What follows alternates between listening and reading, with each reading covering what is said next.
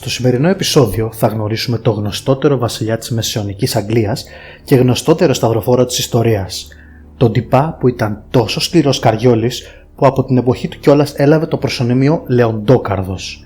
Μιλάμε για τον Ριχάρδο τον Πρώτο, τον Λεοντόκαρδο. Τρίτος γιος του Ερίκου του Δεύτερου της Αγγλίας και της Ελεονόρας της Ακουιτανίας, δύο από τις πιο δυναμικές προσωπικότητες της εποχής τους.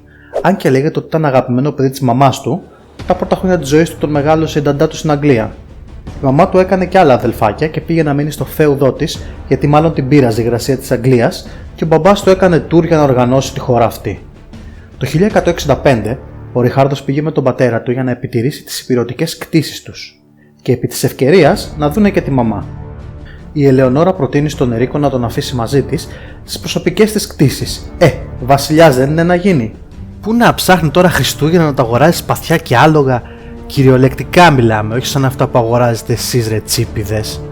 Σε ηλικία 8 χρονών, ο μικρός Ριχαρδούλης θα μείνει με τη μαμά του. Όμορφα παιδικά χρόνια. Σε ένα περιβάλλον που ανθεί το υποτικό ιδεώδες, υπασία, εκπαίδευση στα όπλα, και όταν δει ο ήλιος, ποίηση και ρομαντικές ιστορίες από τον παλιό καλό καιρό των υποτών. Λίγα χρόνια μετά, η Ελεονόρα και ο Ερίκος θα συμφωνήσουν να μοιράσουν τα εδάφη τους ανάμεσα στα παιδιά τους. Ο Ριχαρδούλης, είπαμε, ήταν παιδί της μαμάς του και έτσι θα ανακηρυχθεί επίσημα στα 12 δούκας της Ακουιτανίας. Ναι, στην ηλικία που πάμε πρώτη γυμνασίου και μας απασχολούν τα σπυράκια στον πρόσωπο. Ο Ριχάρδος μαζί με τους υπότες του μαζεύει φόρους και είναι υπεύθυνος για τη διακυβέρνηση μιας ολόκληρης περιοχής που βρίσκεται σε αναβρασμό. Επίσης τον αραβωνιάζουν με μια γαλιδούλα πριγκίπισσα, την Άλις. Βέβαια είναι μικρός για παντρίες και έρωτες. Έτσι λοιπόν την παίρνει ο πεθερός για να την προσέχει. Το 1173 ο μεγαλύτερος αδελφός του Ριχάρδου, που τον λέγαν και αυτόν Ερίκο, έχει παντρευτεί την πριγκίπισσα της Γαλλίας και έχει μεγάλα έξοδα. Ζητάει από τον βασιλιά Ερίκο να του δοθεί πλήρης έλεγχος των εδαφών που του είχαν υποσχεθεί. Ο μπαμπάς αρνείται και έτσι το παλιόπαιδο τον παρατάει και πάει στο πεθερό του να κλαφτεί. Ο Γάλλος βασιλιάς με το κοινότυπο όνομα Λουδοβίκος τον αναγνωρίζει ως βασιλιά της Αγγλίας. Ο Ριχάρδος και ο νεότερος του αδελφός, με την υποστήριξη της Ελεονόρας, τάσσονται με το μέρος του. Στη συμμαχία εισέρχεται και ο βασιλιάς της Σκωτίας, που του τάξε να πάρει κάτι κατσικοχώρια στη Βόρεια Αγγλία, καθώς και αδιάφοροι Άγγλοι αριστοκράτες. Μόνο ο μικρός γιος Ιωάννης παραμένει πίσω στον πατέρα του. Όμως ο Ερίκος ο δεύτερος δεν είναι κανένας φλόρος και κηρύττει τον πόλεμο στη Γαλλία. Προσλαμβάνει και 20.000 μισθοφόρους, συλλαμβάνει την Ελεονόρα, νικάει τους Σκοτσέζους και αποβιβάζεται στη Γαλλία. Νικάει τον Λουδοβίκο και συμμαζεύει τη φαμίλια του και στο οικογενειακό τραπέζι τους βγάζει το λόγο του Πάτερ Φαμίλια. Ακούστε να δείτε κολόπεδα, δεν στίβα εμείς την πέτρα στα χρόνια μου για να φτιάξουμε ένα σπιτικό και να το διαλύσετε με τα καγμώματά σας. Έχοντας κυριαρχήσει παντού, βάζει τους γιους του να ορκιστούν ότι δεν θα τον προδώσουν ξανά και τους αφήνει τα φέουδά τους για να έχουν να παίζουν. Κρατάει όμως φυλακισμένη την Ελεονόρα. Η πρώτη δουλειά που έχει να κάνει ο πρίγκιπας και δούκας της Ακουιτανίας Ριχάρδος είναι να επαναφέρει την τάξη στην επαρχία του. Ναι, καλά καταλάβατε. Ο Ερίκος τον έστειλε να επαναφέρει τους πρώην συμμάχους του, επαναστάτες φεουδάρχες υπό βασιλική επικυριαρχία. Απόφαση που πολλοί αψηφούν. Στις σκληρές πολιορκίες κάστρων που θα ακολουθήσουν, ο φίλος μας θα δείξει όλα του τα ταλέντα, που θα τον κάνουν διάσημο, όπως η οργανωτικότητά του, το θάρρος και η ορμητικότητα, και έτσι θα χαρακτηριστεί ως λιοντάρι. Το 1177 ο μπαμπάς Ερίκος λέει στο Ριχάρδο: «Ρε, σκέφτομαι να σε παντρέψω». «Α, ναι, πατέρα, με ποια?» Την άλλη, στην αραβωνιαστικιά σου, που τα είχαμε συμφωνήσει». «Μα ρε μπαμπά, αφού την έχεις γκόμενα στην Αγγλία». «Ποιος τα λέει αυτά? Θα την παντρευτείς, έχει πρίκα. Δεν τη θέλω. Θα την πάρεις». Κάπως έτσι ξεκινάει νέα οικογενειακή φασαρία. Όχι όπως αυτά που κάνετε εσείς, που σας ψάχνει η μαμά σας στους φίλους σας εκεί που πάτε και παίζετε PlayStation. Από αυτές τις παλιές καλές με υπότες, με άλογα, σφαγές και φωτιές. Αφού τον Ριχάρδο δεν τον βοηθάει ο μπαμπάς του, το 1179 οι ευγενείς της Γασκονίας επαναστατούν και φωνάζουν τους δύο αδελφούς του να τους βοηθήσουν. Με αποφασιστικότητα ο δικός μας κινείται, λαιλατεί τις περιοχές τους και τους τσακίζει. Ηρεμιά, όχι! Ξεκινάει νέα επανάσταση στα εδάφη του, με τους αντιπάλους του να στηρίζονται από τον νέο βασιλιά της Γαλλίας, Φίλιππο.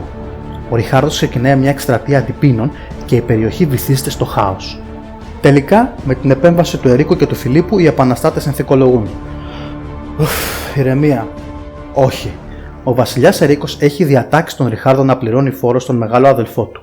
Σύμφωνα με τις φεουδαρχικές συνήθειες, όχι να πληρώσουμε κιόλας, ξεκινάει νέα διαμάχη. Ο Ερίκος ο πιτσιρικάς, Henry the Young, Ερίκος ο νεότερος δηλαδή, μαζί με τον μικρό του αδερφό Τζόφρι πάλι εισβάλλουν στα εδάφη του Ριχάρδου. Οι ευγενείς του επαναστατούν πάλι. Αποκρούει τους εισβολείς και όσους εχμαλωτίζει, τους εκτελεί. Ο Ερίκος ο νεότερος τα τεινάζει και τον ίδιο χρόνο. Έτσι ο Ριχάρδος ως μεγαλύτερος γιος δικαιούται να κληρονομήσει αυτό στο βασίλειο και να πληρώσει οι άλλοι. Ξεκινάνε νέες συζητήσεις για να χωρίσουν τα κτήματα. Ο Ερίκος ο βασιλιάς διατάζει τον Ριχάρδο. Λοιπόν, εσύ θα γίνεις βασιλιάς της Αγγλίας και θα έρθεις εδώ. Να μείνεις, να μαθαίνεις δίπλα μου. Ο Τζόφρι θα κρατήσει τη Βρετάνη και την Ακουιτανία θα τη δώσει στο Γιαννάκι, που ήταν πάντα καλό παιδί. Όχι, δεν θέλω να δώσω την περιουσία της μαμάς μου στο μόμολο το Γιάννη, θα την κρατήσω εγώ. Τα παίρνει ο Ερίκος και διατάζει τον Τζόφρι και τον Ιωάννη να εισβάλλουν από τη Βρετάνη στην Ακουιτανία και πολιορκούν την πρωτεύουσα Πουατιέ. Ο Ριχάρδος, σε αντίπεινα, επιτίθεται και ρημάζει τη Βρετάνη. Για να μην γίνουν όλα σμπαράλια, συμφωνούν σε κεχηρία το 1184. Το 1186 ο Τζόφρι που το είχε ρίξει στα ποτά, την καλοπέραση και τα extreme sport της εποχής, θα πεθάνει κατά μια εκδοχή σε τουρνουά κονταρομαχίας, όπου τσαλαπατήθηκε από άλλο. Ο Ιωάννης ετοιμάζεται να ξαναεισβάλλει και ο Ριχάρδος συμμαχεί με τον Φίλιππο της Γαλλίας. Δηλώνει υποτέλεια και του υπόσχεται την επικυριαρχία της Νορμανδίας και του Αντζού. Την ίδια στιγμή, από την Ανατολή φτάνουν φρικτά νέα για τη χριστιανοσύνη. Ο Σαλαντίν διέλυσε το σταυροφορικό στρατό, άρπαξε τον Τίμιο Σταυρό και κατέλαβε την ίδια την Ιερουσαλήμ. Ο μεγαλωμένος στα υποτικά ιδεώδη Ριχάρδος ορκίζεται σταυροφόρος μαζί με τα κυριότερα μέλη της γαλλικής αριστοκρατίας. Όλη η Ευρώπη είναι σε αναβρασμό. Στην Αγγλία, ο Ερίκος επιβάλλει τον φόρο του Σαλαδίνου ώστε να βγουν τα έξω της σταυροφορίας. Εκεί που είναι ενωμένη η Ευρώπη, ετοιμάζεται να ξεκινήσει για την τρίτη σταυροφορία στην επαρχία του Πουατού. Ξεκινάει νέα επανάσταση κατά του Ριχάρδου. Ο Φίλιππος σπέβδει να υποστηρίξει τον υποτελή του και ο Ερίκος εισβάλλει στα γαλλικά εδάφη για να προστατεύσει τους δικούς του υποτελείς. Φεουδαρχία. Ο Ριχάρδος οργισμένος εναντιώνεται στον πατέρα του, τον οποίο θεωρεί υπέτειο για την καθυστέρηση των σταυροφόρων, και ενώνεται με τον στρατό του Φιλίππου. Μαζί εισβάλλουν στα εδάφη του και κατατροφώνουν το στρατό του. Ο ασθενής και καταβεβλημένος Ερίκος ενδικολογεί. Αναγνωρίζει τον Ριχάρδο σαν πλήρη διάδοχο όλων των εδαφών και 2 μέρες μετά πεθαίνει. Τον σκάσαν τα παλιόπαιδα. Ο Φίλιππος και ο Ριχάρδος υπογράφουν ειρήνη μεταξύ Αγγλίας και Γαλλίας ώστε να επικεντρωθούν στην οργάνωση της σταυροφορίας. Ο Ριχάρδος στέφεται βασιλιάς στο Westminster. Μέσα στον θρησκευτικό αναβρασμό θα διαδοθεί μια φήμη ότι ο Ριχάρδος διατάζει την εξόντωση των Εβραίων και έτσι θα ξεσπάσουν βιαιοπραγίες εναντίον τους σε όλη την Αγγλία. Ο Ριχάρδος επαναφέρει την τάξη, τιμωρεί τους υπεύθυνους και επιτρέπει ακόμα και σε βία βαφτισμένους Εβραίους να επανέλθουν στη θρησκεία τους. Ξεκινάει αναδιοργάνωση του κράτους, ή τέλος πάντων κάτι τέτοιο, καθώς βασικός πολιτικός στόχος είναι να μαζέψει χρήματα και στρατό για να πάει να πάρει την Ιερουσαλήμ. Αφού ξεπουλάει σχεδόν τα πάντα για να μαζέψει φράγκα και κατόπιν συνεννοήσεων, αναβολών και νέων συνεννοήσεων για να μην πέσει ο ένας στα εδάφη του άλλου, Γάλλος και Άγγλος βασιλιάς συμφωνούν σε κλίμα απόλυτης εμπιστοσύνης να αναχωρήσουν ταυτόχρονα για τους Αγίους Τόπους. Το σχέδιο προβλέπει να μαζευτούν οι 2 στρατοί στη Σικελία, ώστε από εκεί μαζί με τον βασιλιά της Σικελίας, που ήταν άντρας της αδερφής του Ριχάρδου, να αποπλέψουν για τους Αγίους Τόπους. Ο Φίλιππος αποπλέει μέσω Γένοβας, ενώ ο Ριχάρδος συναντά το στόλο που είχε αποπλέψει από την Αγγλία στη Μασσαλία. Φορτώνει τους στρατιώτες και τους υπότες του, αλλά αυτός αποφασίσει να πάει από τη στεριά, καθώς μάλλον ζαλιζόταν και οι δραμαμίνες δεν είχαν ανακαλυφθεί ακόμα. Με μια μικρή συνοδεία κινήθηκε διαμέσω Ιταλίας και στο Σαλέρνο φόρτωσε σε ένα καράβι τους δικούς του για να ετοιμαστούν την υποδοχή στη Μεσίνη και συνέχισε μόνο με ένα συνοδό. Σε ένα χωριό της Καλαβρίας, ο Ριχαρδούλης ήταν ένα χωρικό που είχε ένα γεράκι που του άρεσε και πήγε να το πάρει, με αποτέλεσμα οι συγχωριανοί του θύματος να τον πλάκωσουν στο ξύλο. Σαν να μην έφτανε αυτό, είχε μάθει ότι ο νέος βασιλιάς της Σικελίας είχε υποπεριορισμό την αδελφή του και μάλιστα της είχε αρπάξει και κάτι χρήματα. Φτάνει στη Μεσίνη μέσα στα νεύρα. Παρά τη βασιλική του υποδοχή, οι Άγγλοι στρατιώτες καταλαμβάνουν μια ελληνική μονή και διώχνουν τους μοναχούς. Ταυτόχρονα ξεκινούν να πειράζουν και τις κοπελιές. Οι κάτοικοι ξεσηκώνονται, κλείνουν τις πύλες και αρχίζουν να τον βρίζουν μέσα από τα τείχη. Ο Ριχάρδος πολιορκεί την πόλη, χτίζει ένα ξύλινο πύργο που τον ονόμασε Maid Griffin, που μάλλον σήμαινε στην αργό της εποχή χαλινάρι των Ελληναράδων ή κάτι τέτοιο. Απειλεί και το Σικελό βασιλιά ότι θα καταλάβει τη Σικελία. Κι έτσι, όταν κέρδος, ο βασιλιάς της Σικελίας του δίνει την αδελφούλα του και την πρίκα της. Κλείνουν και μια συμμαχία μαζί τους και δεν φωνάζουν τον Φίλιππο. Ο Φίλιππος παρεξηγείται και ζητάει εξηγήσεις και διασφαλίσεις για το μέλλον και θυμίζει στον Ριχάρδο ότι είναι λογοδοσμένος με την αδελφή του. Ο Ριχάρδος αρνείται να κάνει το γάμο με δικαιολογία τις φήμες για την Άλις. Και κάπου εκεί τα σπάνε εντελώς. Επειδή όμως η συμμαχία του με τον Τανκέρδο δεν πάει καλά και ο Φίλιππος δεν θέλει εκκρεμότητες, τον απελευθερώνει από την υποχρέωση. Έτσι ο Ριχάρδος στέλνει μήνυμα στη μαμά του να του βρει μια καλή νύφη και η Ελεονόρα σκάει με την Μπερεγκάρια της Ναβάρας. Ο Ριχάρδος βάζει σε ένα πλοίο την αδελφή του την Ιωάννα και τη σύζυγό του και έτσι αποπλέει για τους Αγίους Τόπους. Πέφτουν όμως σε τρικυμίες και ενώ ο ίδιος φτάνει στην Κρήτη, το πλοίο της αδερφής του φτάνει στην Κύπρο και ακυροβολεί στη Λεμεσό. Την Κύπρο την κυβερνάει ο Ισαάκιος Κομνηνός, ο οποίος έχει αποστατήσει από την κεντρική διακυβέρνηση της Κωνσταντινούπολης και έχει ανακηρυχθεί μόνος του αυτοκράτορας. Επειδή στην Κύπρο έχουν ξεβραστεί και άλλα δύο αγγλικά πλοία, έχει την φαϊνή ιδέα να εχμαλωτήσει τους στρατιώτες και να αρπάξει τις προμήθειές του. Στέλνει όμως και μήνυμα στην Ιωάννα και την Μπερεγκάρια να τις φιλοξενήσει. Η Ιωάννα, που φοβάται ότι θα την εχμαλωτήσει για λίτρα, αρνείται να αποβιβαστεί και λέει ότι θα περιμένει τον αδελφό της. Και ο Ισαάκιος τι να κάνει, απαγορεύει στους Άγγλους στρατιώτες να βγουν από το πλοίο και να πάρουν νερό και αρχίζει να οχυρώνει την παραλία. Σε μία εβδομάδα σκάει ο Ριχάρδος και όταν μαθαίνει πώς φέρθηκαν στην αδελφούλα του, κατεβαίνει αποφασισμένος να πάρει εκδίκηση. Ο Ισαάκιος την κοπανάει και αποσύρεται σε κάτι κάστρα στα βουνά που τα θεωρεί απόρθητα. Στη Λεμεσό, Λατίνοι και Έλληνες δέχονται τον Ριχάρδο σαν απελευθερωτή. Ο Ισαάκιος ζητάει διαπραγματεύσεις και υπόσχεται ότι θα βοηθήσει τη σταυροφορία. Όταν όμως βλέπει το στρατό του Ριχάρδου, δεν το θεωρεί και κάτι τρομερό και παίρνει πίσω το λόγο του. Έλαντε όμως που διάφοροι σταυροφόροι από την Άκρα φτάνουν στην Κύπρο για να ενταχθούν υπό τις διαταγές του Ριχάρδου, ανάμεσά τους και ο πρώην βασιλιάς της Ιερουσαλήμ, Γκί. Ξεκινάνε οι επιχειρήσεις εναντίον του στρατού του Ισαάκιου και τον νικάνε έξω από τη Λευκοσία. Ο Ριχάρδος αρρωσταίνει και ο Ισαάκιος κλείνεται στα κάστρα προς τα βουνά. Όμως ο Γκί οδηγεί το στρατό του Ριχάρδου και καταλαμβάνει τα οχυρά, ενώ συλλαμβάνει και την οικογένεια του Ισαάκιου. Οι Έλληνες του νησιού παρακολουθούν με απάθεια. Ο και καλά αυτοκράτορας παραδίδεται με μόνο όρο να τον δέσουν με ασημένιες αλυσίδες. Σιγά ρε μεγάλε, ποιος είσαι να πούμε. Για τον ελληνισμό της Κύπρου ξεκινάει μια σκοτεινή περίοδος που θα κρατήσει έως και τις μέρες μας. Μετά την επικράτησή του, ο καλός Ριχάρδος τους βάζει φόρο 50% και τους αναγκάζει να ξηρίσουν τα γένια τους ως σύμβολο υποταγής. Έχοντας οικονομήσει χοντρά από την όλη κατάκτηση της Κύπρου, ο Ριχάρδος αποβιβάζεται στην Άκρα, όπου οι δυνάμεις των Σταυροφόρων υπό την ηγεσία του Φίλιππου, που έφτασε και 2 μήνες πιο νωρίς, πολιορκούν την πόλη και κρατάνε άνδρες του Σαλαντίν. Ο Ριχάρδος ήταν ο αστέρας της εποχής των Σταυροφόρων. Ψηλός, με χρυσοκόκκινα μαλλιά και γένια, δυνατή κορμοστασιά, υποτικούς τρόπους, γενναιόδωρος στους υποτελείς του και πάνω απ' όλα ο μεγαλύτερος στρατιωτικός ηγέτης της γενιάς του. Η άφιξή του δίνει νέα ορμή στους πολιορκητές. Αν και ασθένησε σοβαρά, έδινε οδηγίες στους άνδρες του από το κρεβάτι και επισκεπτόταν τους στρατώνες. Επίσης, ξεκίνησε και συνομιλίες με τους αντιπροσώπους του Σαλαντίν. Λέγεται μάλιστα ότι ο Ριχάρδος ήταν μεγάλος πλακατζής, και έτσι αποφάσισε να κάνει μια πλακίτσα στο Φίλιππο σε μια επίσκεψη που του είχε κάνει. Του είπε ότι πέθανε ο μοναχογιός του στη Γαλλία. Σαν να μην φταίναν τα κάφρικα αστεία του Ριχάρδου, δημιουργήθηκαν και πιο σοβαρά θέματα. Θρόνος του βασιλείου της Ιερουσαλήμ. Ο Ριχάρδος υποστηρίζει Γκί και ο Φίλιππος τον Κονράδο. Στο θέμα της Κύπρου, λέει ο Φίλιππος: είχαμε συμφωνήσει 50-50 τα κατεκτημένα εδάφη. Και του λέει ο Ριχάρδος: έλα ρε μεγάλα, αφού μόνος μου την πήρα να πούμε. Πεθαίνει ο Δούκας της Φλάνδρας χωρίς απόγονο. Εκεί που ο Φίλιππος έχει δικαιώματα, τσουπ, ο Ριχάρδος: αν θες Κύπρο, θέλω Φλάνδρα, παιχταρά μου. Νέο πατριάρχη της Ιερουσαλήμ. Άλλος ο ένας, άλλον ο άλλος. Κάνουν επίθεση οι Γάλλοι, μπουκάρουν στο τείχος και ο Ριχάρδος αναρρώνει στη σκηνή του και διατάζει τους δικούς του να μην βοηθήσουν. Καθώς τρώνε οι Γάλλοι γεύμα, παίρνει τους δικούς του και κάτι πιζανούς και πάει να πάρει την Άκρα μόνος του. Και πράγματι, παρολίγο να την πάρει. Αν και τελικά έχει μπει και έχει πάρει και το λιμάνι, οι υπερασπιστές ενδικολογούν και έτσι εξ ονόματος Σαλαντίν δέχονται να παραδοθούν και να απελευθερωθούν με καταβολή λίτρων. Ο Σαλαντίν, αν και δεν είχε δώσει καμία έντολη, δέχεται τους όρους της παράδοσης. Τα χριστιανικά λάβαρα υψώνονται στα τείχη της Άκρας, μεταξύ των οποίων σε περίοπτη θέση τα λάβαρα των βασιλέων. Δίπλα στο δικό του λάβαρο όμως βλέπει το λάβαρο του Δούκα της Αυστρίας, ενός ταπεινού Δούκα δίπλα στο δικό του. Ο Δούκας Λεοπόλδος λέει στο Ριχάρδο ότι αυτός είναι ο αρχηγός όλων των Γερμανών, επειδή ο αυτοκράτορας τους και θείος του Φρυδερίκος πνίγηκε στη διάρκεια του ταξιδιού. Όμως ο Ριχάρδος διατάζει τους άνδρες του να κατεβάσουν το λάβαρο και να το πετάξουν στις λάσπες. Σκληρός δικαστής και πάνω απ' όλα διπλωμάτης ο Ριχάρδος.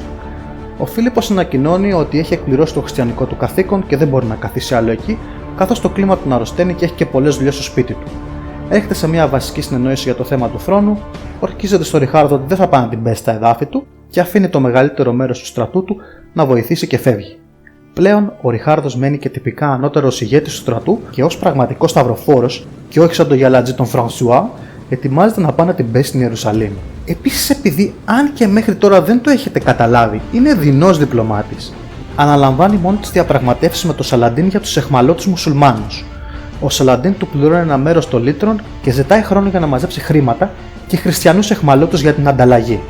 Ο Ριχάρδος όμως που βιάζεται, τα ζητάει άμεσα και έτσι οι συζητήσεις καταραίουν. Βγάζει τους 2.700 αιχμαλώτους έξω από τα τείχη και τους στείλει μπροστά στα μάτια του στρατού του Σαλαντίν.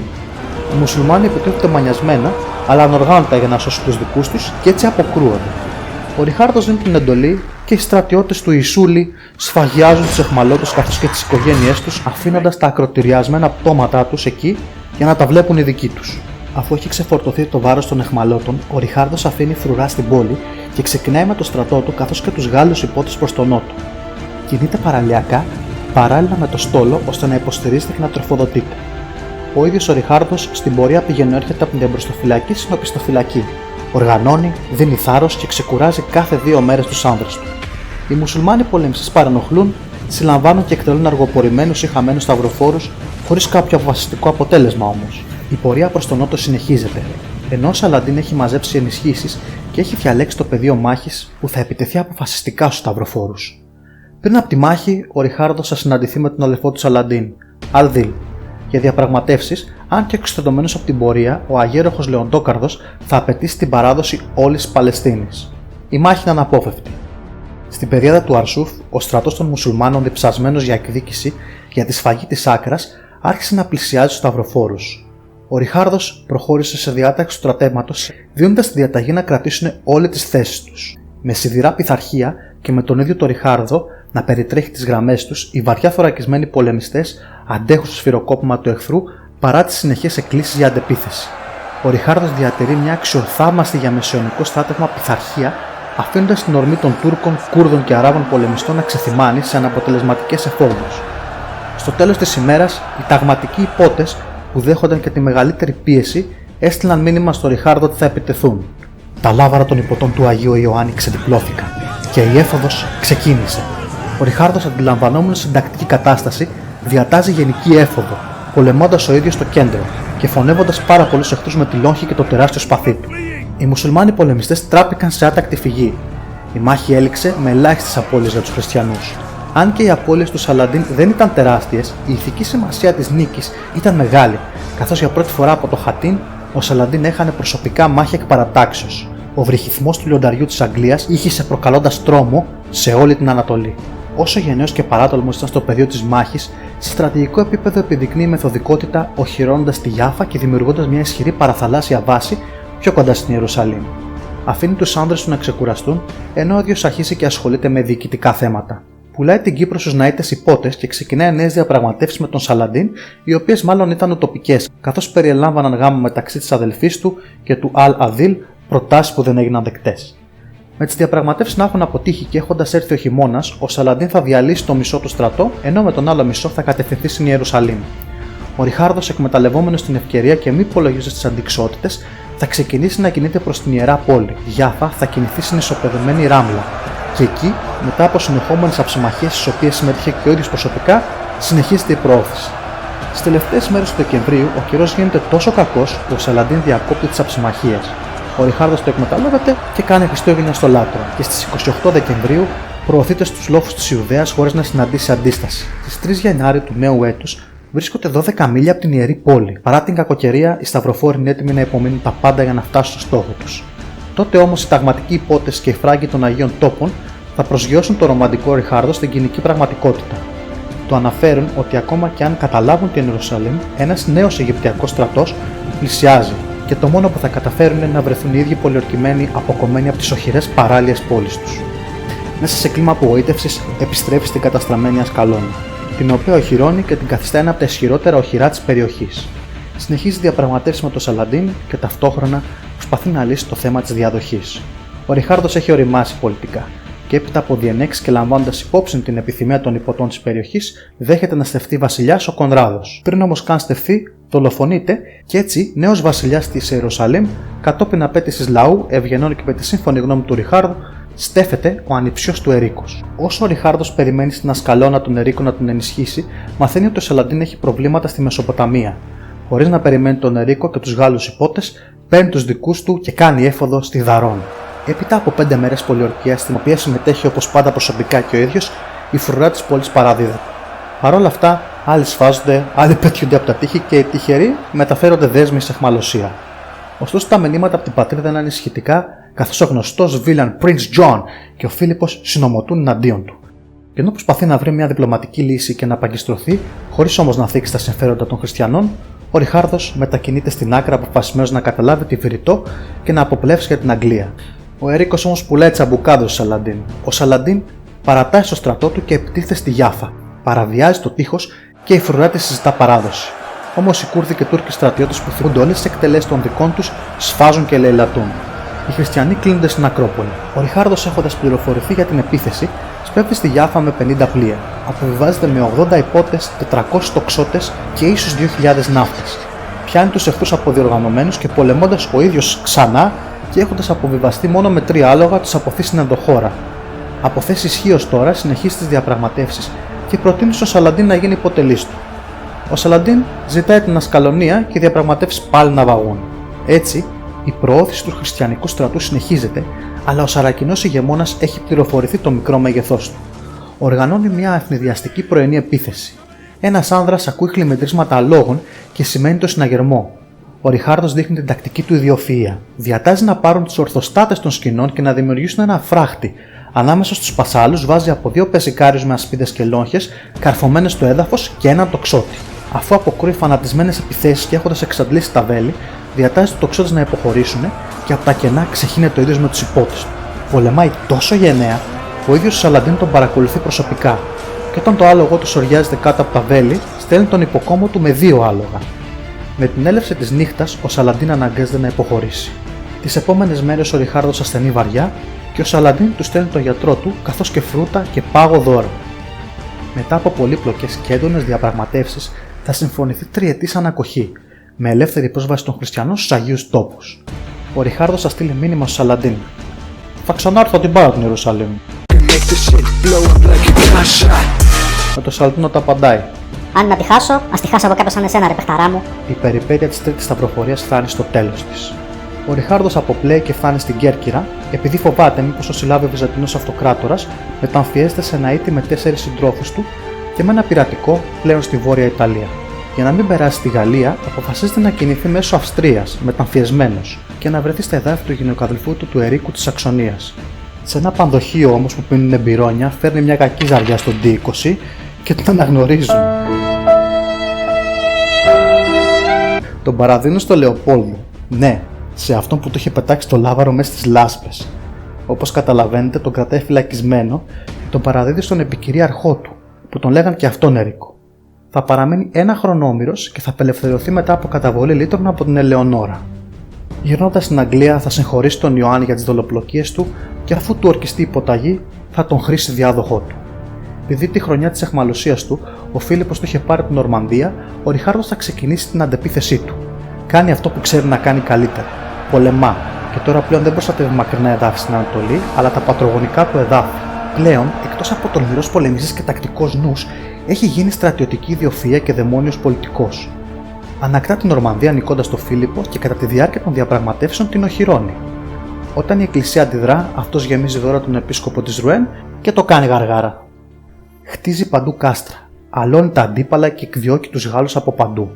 Στείνει ένα δίκτυο συμμαχιών με τον Βαλντουίνο της Φλάνδρας, τον Σάντσο της Ναβάρας, ενώ το 1198 ο ανιψιός του Όθωνας εκλέγεται αυτοκράτορας της Αγίας Ρωμαϊκής Αυτοκρατορίας. Πλέον έχει περικυκλώσει και στρατηγικά τον Φίλιππο. Μετά τη μάχη του Τζιζέ, που θα νικήσει εκ νέου τις δυνάμεις των Γάλλων, θα υιοθετήσει και σαν μότο τη φράση «Θεού και μου δικαιώματα». God and my rights.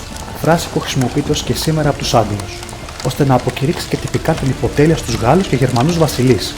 Ο Ριχάρδος δεν έμελε όμως να ζήσει για να χαρεί τα κάστρα και τα λάφυρά του.